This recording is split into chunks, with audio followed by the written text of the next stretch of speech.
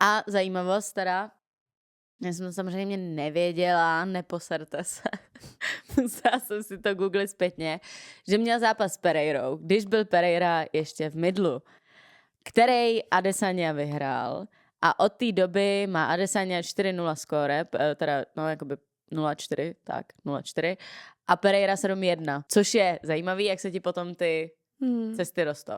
A teďka, když jsem viděla to video toho zápasu, Pereiru v mydlu a teďka jsem viděla video Pereiry jakoby do těžké váhy.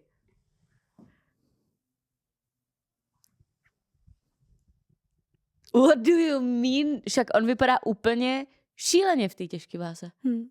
A jako, to jsme viděli to stejný video, tady bude, jak je rychlej prostě. Jak vlastně ty kluci dokážou přelítávat mezi těma vahama a jako by se nechumililo, viď? To samý Flery, to samý Bartle. No přesně, Flery to stejný, jakože říkat si, že chci v mydlu a v těžký váze, to seš psychopat prostě.